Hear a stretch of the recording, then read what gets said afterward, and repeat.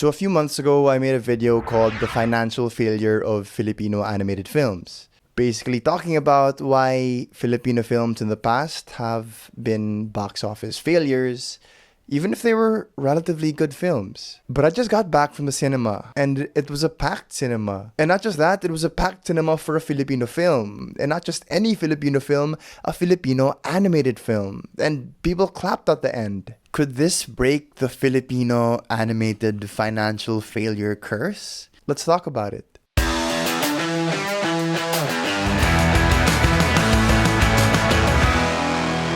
Let's get ready to rumble.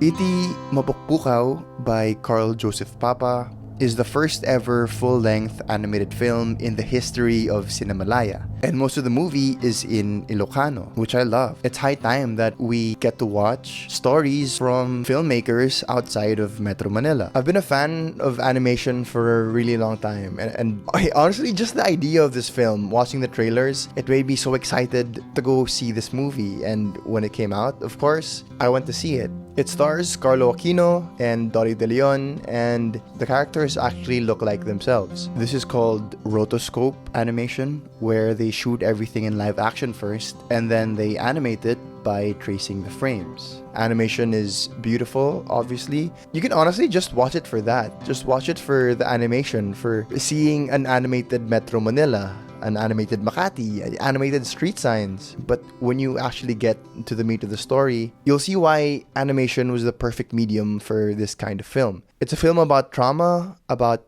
getting over trauma, reliving trauma, and about people who help with that. What I loved about this movie is there were characters who didn't really understand what the main character was going through, but they helped them anyway. And I think the film does a really good job of showing that you don't need to understand someone to empathize with them. You don't need to literally walk in someone's shoes to help them go through whatever they're going through. You can just be with them in that moment. There are also two really distinct animation styles. Majority of the film looks like real life, based on actual people. Carlo Aquino looks like Carlo Aquino. But there are flashback scenes where it's like this more hand-drawn style. It reminded me of those cartoons I used to watch as a kid. Only in those scenes would you actually see the trauma that the main character experienced. And it was nice seeing it through the lens of a child, like not knowing what's actually going on. The trauma is also represented in him in adult form through aliens. And I love that the actual alien takes the form of the trauma also.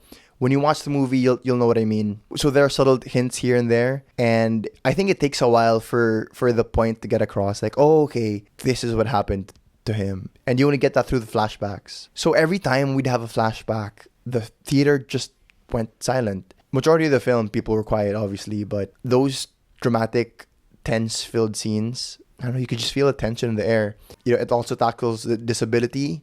The guy can't speak, so he talks through sign language, through a whiteboard. So the film relies heavily on sound design to get the point across. I also really wish I could see Carlo Aquino acting the film. I mean, he doesn't really say anything in the film. It's all physical acting. Like, I'd love to see how the physical acting transforms into animation. A behind the scenes look at this movie would be perfect. And as I was walking out of the theater, I overheard this guy saying that it took the director 10 years and 10 different pitches to get this movie made. And honestly, I love that. I don't love that he got rejected 10 times, but I love that he kept trying. The director even shared about how personal the story is and how he created this story with hopes of coping with his own trauma.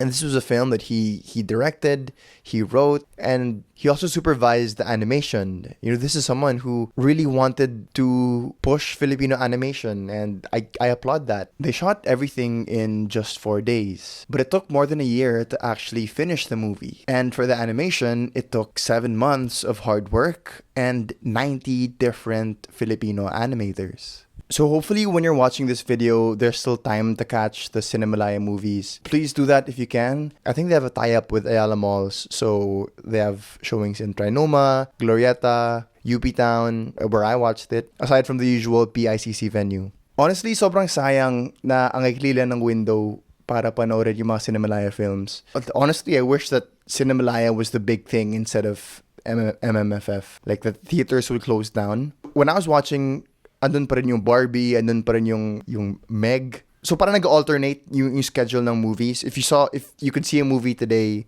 tomorrow ibang mga pelikula na. So I just wish that it could be the same movies every day so you can just watch what you want to watch. But yeah, please check them out if you can. This is the best way to support local films. And watch this one especially. You know, I'm a big believer in Filipino animation. So if you watch it, like theaters will say, hey, you know, like maybe we can release it not just for this festival. Maybe we can release it, you know, like a nationwide release. Or maybe even internationally. This is a film that I think translates outside the Philippines. It's a story that transcends culture, to be honest. Yeah, I hope more people get to watch this film. It's proof of what Filipinos can do, and I hope to see more. I'm excited to see what this director has in store for us. If it took him 10 tries to get this film made, hopefully the next 10 films will be made without any hesitation. He deserves it. Everyone, quick little updates. I'll be going to the States for a month, so I might not be super active here. But I'll be making content still, mostly on TikTok, Instagram. So follow me there if you want to keep up to date with the things that I do. But before I go, I do have a podcast episode that I'm going to share with you guys. It's called The Music of My Life, all the songs that have made me me.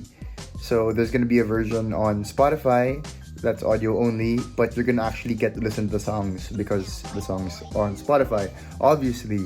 But there's also gonna be a version here on YouTube that you can check out with my face if that's what you prefer. But special shout out to the people that support me the most, to my patrons and to the channel members, and special shout out to the Mother Lily channel members, Ashley Martorino and Ma'am Gay Ace Domingo. You guys rock. Thank you so much for supporting me and believing in me. But till next time, peace and I love y'all. Hoy mga Pinoy, ito na ang medisina, nagbabagong apoy, linagyan ng gasolina, kaya't tinatanong pa ba kung kanino at sino ang tiyak na puntahan sa kulturang Pilipino? Ako na ang sagot, ang dakilang gamot.